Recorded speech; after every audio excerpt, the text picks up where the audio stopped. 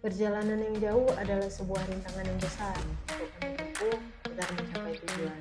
Hari ini kami kembali bergerak dari Banda Aceh menuju Takengon. Inilah dia perjalanan darat Kelana yang melihat langsung keeksotisan hutan Aceh. Kami mulai titik perjalanan ini dari Masjid Raya Baitur Rahman, yang mana merupakan ikon wajib untuk dikunjungi. Selain itu, Masjid Raya Baitur Rahman ini juga merupakan saksi bisu pada saat terjadinya tsunami di Aceh pada tahun 2004 silam. Dari Masjid Raya, kami langsung melanjutkan perjalanan menuju Takengon dengan meninggalkan gapura perbatasan Banda Aceh dan Aceh Besar. Jalan yang kami lewati saat ini tidak terlalu ramai.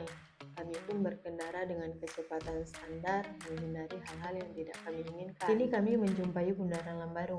Tandanya Banda Aceh akan lebih jauh kami tinggalkan. Kalau di episode 1 dan 2 kami menceritakan tentang Sabang yang menyuguhkan lautan yang indah, ini Aceh Besar punya hamparan sawah yang luas dan asri, yang pastinya sangat memanjakan mata para pelintasnya. Melewati Aceh Besar, kita akan menjumpai jembatan Semapit alias jembatan kembar, tepatnya sebelum sampai ke daerah Pasar Sare. Jembatan kembar yang menyimpan banyak kisah silam. Cerita hantu Halimah jembatan kembar ini selalu menjadi perbincangan hangat para pengendara yang melintasi jembatan ini. Melewati jembatan kembar ini, kami akan berjumpa dengan Pasar Sare, di mana pasar ini terkenal dengan tempat resnya para pemudik, bahkan menjadi tempat kunjungan wisata lokal. Dikarenakan lokasinya yang berada tidak jauh dari kota Banda Aceh dan di atas puncak dengan 1800 mdpl. Ditambah lagi kesejukan alam yang asri, beserta banyaknya makanan khas Sare yang bisa kita lihat langsung proses pembuatannya. Kami terus melaju melewati Sare sampai menjumpai daerah Simpang Betung, Kabupaten Pidi. Daerah ini sangat terkenal dengan pisang salenya. Jika kalian melintasi jalan ini, aku nyaranin buat cobain pisang sale ini. Sensasinya beda cuy.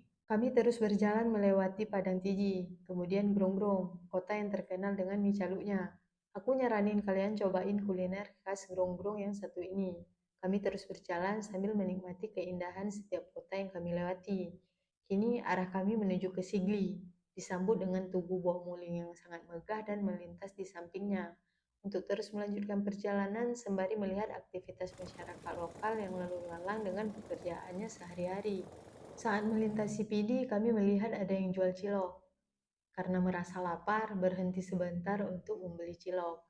Dan supaya cacing-cacing di perut kami juga bahagia ketika di perjalanan bersamai kami.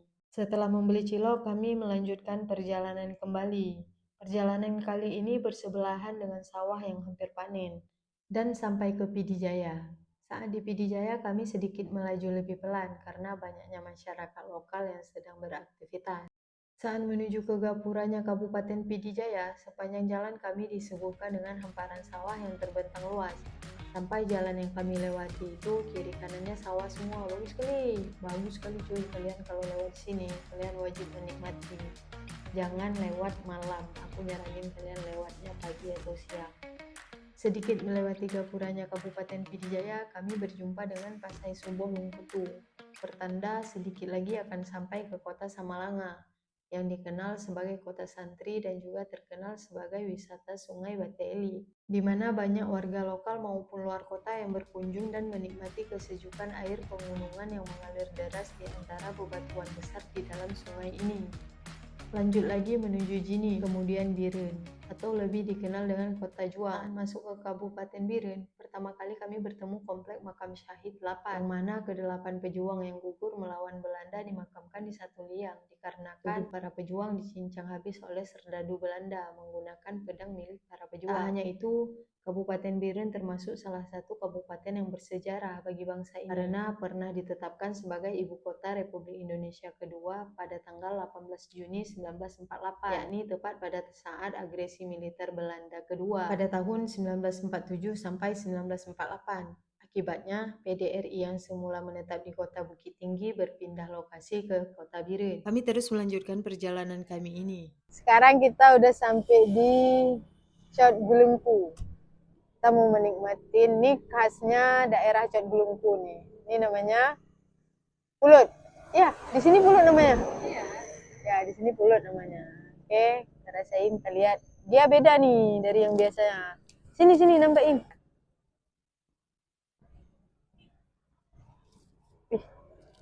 Jelek pula bukaannya. Nah, dia warna hijau dikasih daun pandan kayaknya, kalau nggak salah.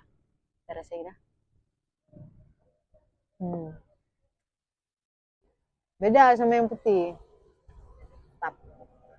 Nggak kerasa udah malam aja nih. Kami terus berjalan menuju kota tujuan sambil menikmati hujan yang terus mengguyur perjalanan kami seharian ini. Tapi tidak menghentikan kami di perjalanan ini. Sampailah kami ke bundaran Kota Biren. Karena tujuan kami ke kota Takengon, dari bundaran kami berbelok ke kanan menuju rute Juli yang masih merupakan wilayah Biren. Karena kita sekarang mau menuju naik ke atas ke Takengon, jadi di atas gunung. Karena udah jam 8.49 kita masih di Juni. Juni ini nama daerah sebelum kita naik ke Bandara.